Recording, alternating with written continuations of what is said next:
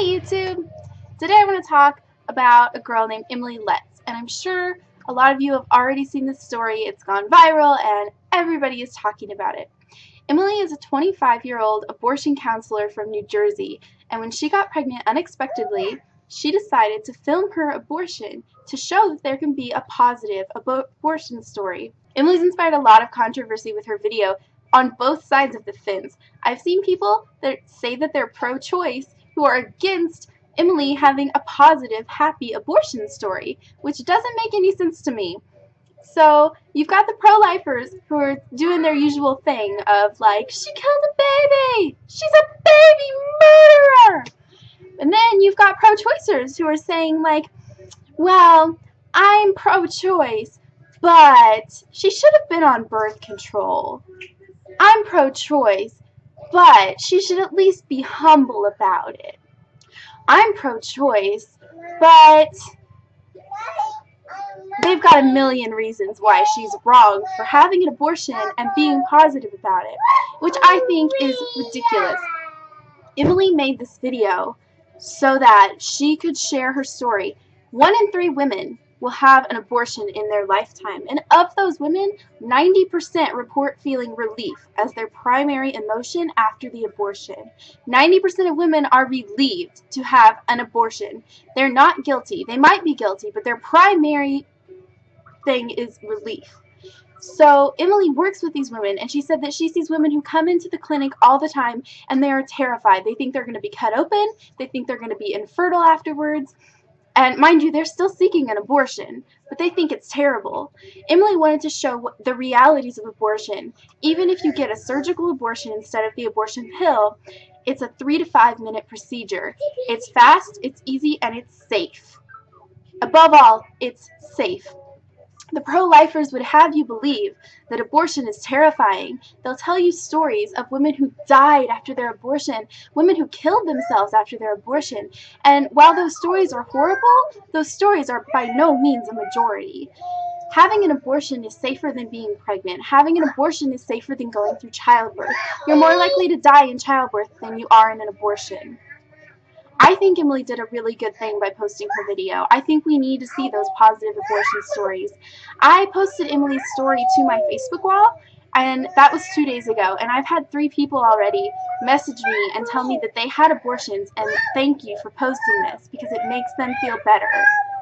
It's good to see these positive stories. I've heard from so many women that they had abortions and that they would do it again. They don't feel bad about it. And why should they? It's their right. It is our reproductive right to have an abortion. It's legal and it is safe. But we have people out there who are trying to take that away. They're trying to take away that right.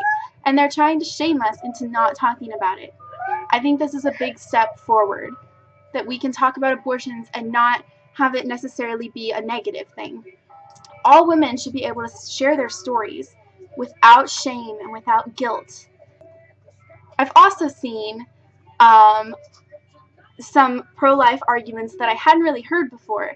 I've heard a couple of people actually saying that Emily posting a positive abortion story is harmful to mothers who have had a miscarriage or a loss of pregnancy. For some reason, they think that being happy about an abortion means that somebody can't be sad about their miscarriage. Or they were saying that if you say that it's not a baby, then that hurts lost mothers. But scientifically speaking, it's not a baby. It's a fetus. But let me try to illustrate the difference here. You have a woman over here who wanted to be pregnant and got pregnant and was overjoyed. She was very happy and she wanted to continue her pregnancy.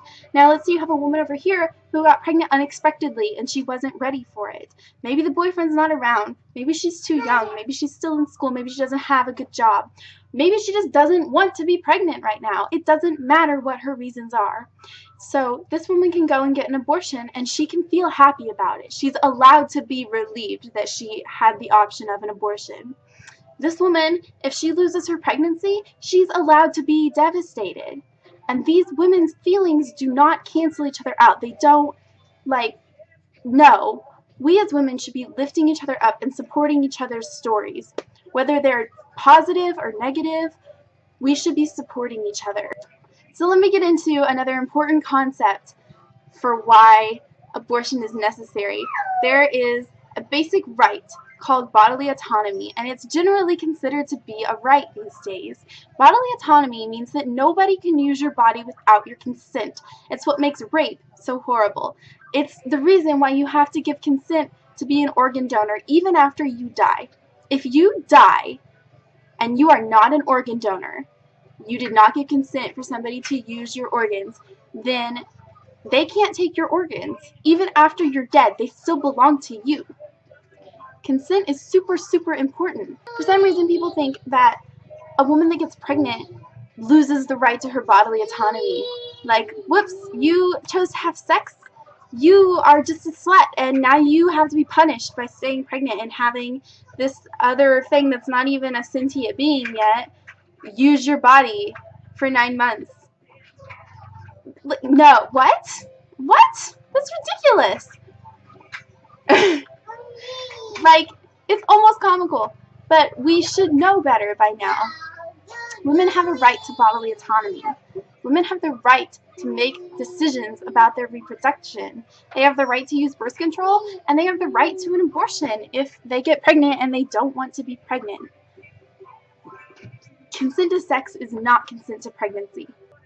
Have you noticed that the only time we deny medical care to someone, or we try to justify denying medical care to someone, is with an abortion? Like, if you shoot yourself and you go to the hospital, they're going to treat you. The doctors aren't going to be like, oh, you shot yourself? Well, like, you shouldn't have been playing with a gun if you didn't want to get shot. It's your own fault. Now you have to deal with that. You need to take responsibility for your actions. Even if you get an STD or STI, even if you get an STI, and you go to get treated for it, they're going to treat you for it. They're not going to say, oh, I'm sorry, consent to sex is consent to an STI. You're screwed. I'm sorry. I just think it's complete and utter bullshit that people like Matt Walsh think that they can police women's bodies like that. It's not right. If men had the ability to get pregnant, I guarantee you abortion would have been legal 100 years ago. This would not even be a debate, because men would be up in arms about, like, you can't force us to stay pregnant. But when it's women, somehow it's okay, because I don't know. I don't understand. And while we're talking about Matt Walsh, he wrote a scathing article against Emily, and it made me furious. He included all these pictures of dead babies that supposedly are abortions. Who knows? Maybe they were stillbirths. Maybe they were miscarriages. Maybe some of them were actual abortions. Maybe that's completely irrelevant.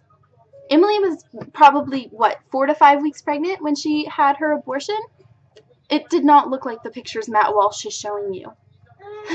Like, the whole point of Emily's story was to show that abortion doesn't have to be scary and traumatizing and whatever else. And then Matt Walsh comes in and just, like, tries to demolish that with his stupidity.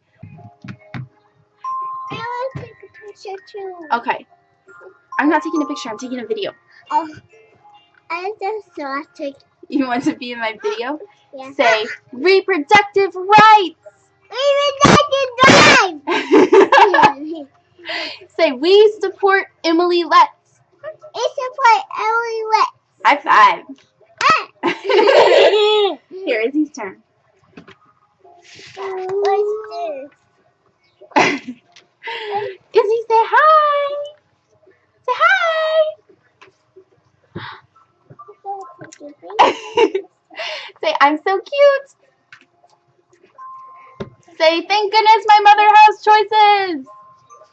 Thank goodness I will have choices if we don't let people take those choices away from us. Bye.